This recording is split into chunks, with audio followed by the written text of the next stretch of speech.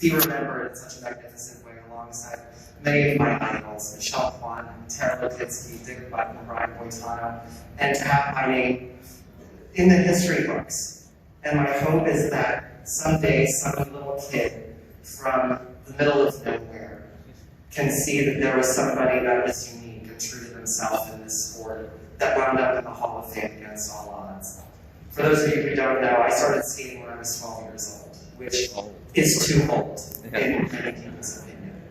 I started skating on a frozen cornfield behind my house in rural Pennsylvania, which is not a typical way to start figure skating. I somehow found my way to a real ice rink in Newark, Delaware, at some sort of whim that my parents had, like, oh, we're just going to get this kid some group lessons, some learn to skate lessons, and he'll give it up. He'll realize it's not for him.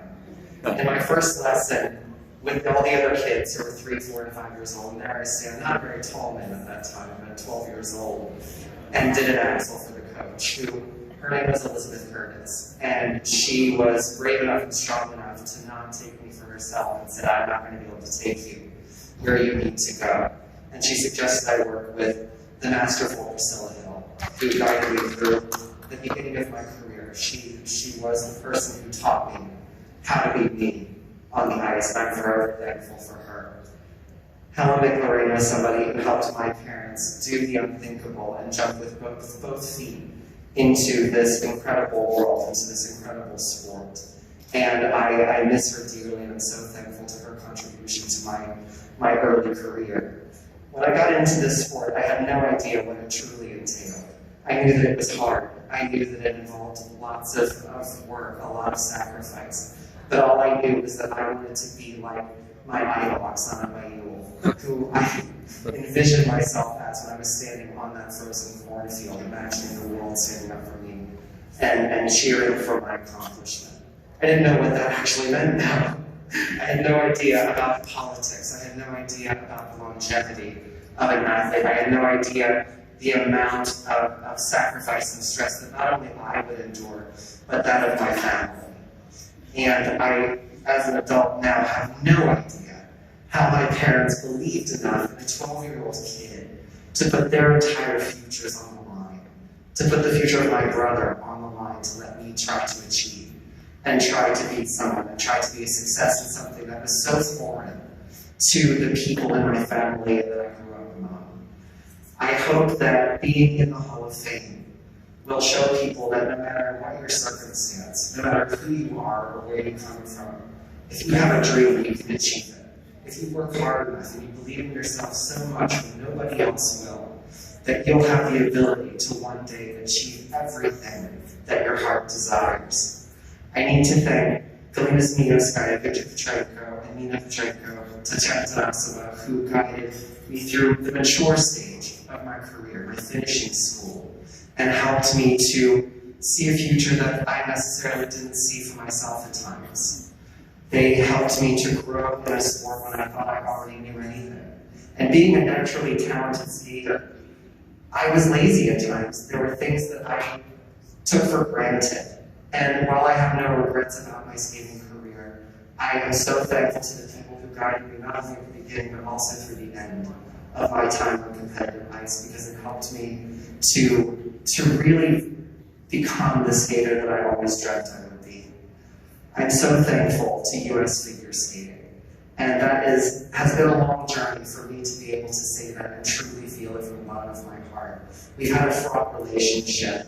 We fought over many things, from the color of my hair to who I was going to train with and wear, about my attitude, about wearing the right jacket. And you guys, I'm sorry if I wasn't necessarily the nicest person to deal with for all of that. But fighting that fight with you helped craft me into the adult that I am now. You guys supported me when I needed support, and you called me on the things that I needed to be called on. If I wasn't necessarily ready to hear that, I apologize, because I was going to fight you tooth and nail for what I believed in.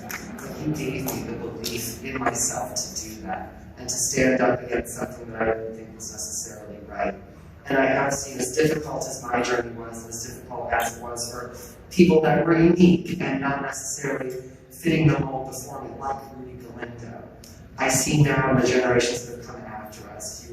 It was easier for me, and it was easier for Adam Rippon, and it will be easier for Speeders for many, many generations now, because of the love and trust that we learned to find within each other. Yes. The final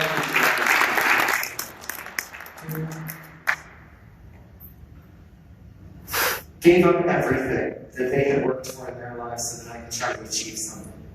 So that I could be more than just another little kid in Pennsylvania.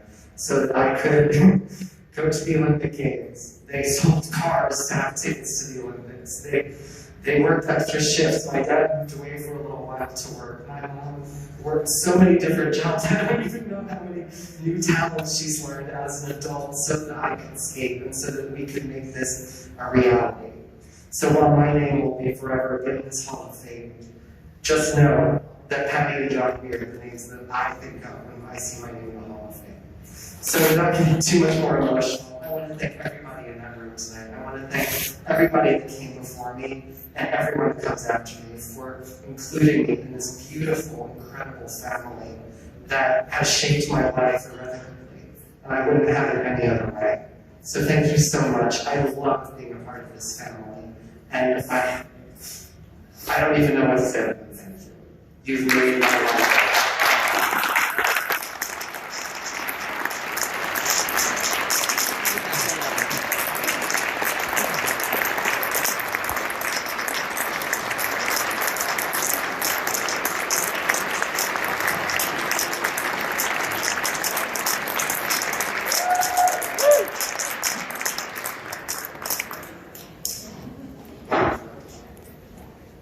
While Johnny is not here, his mom, grandmother, and aunts are really very upfront. Patty and family.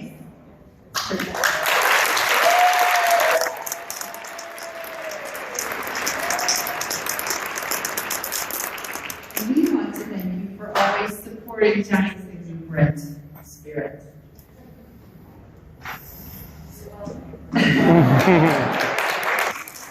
She said you're welcome.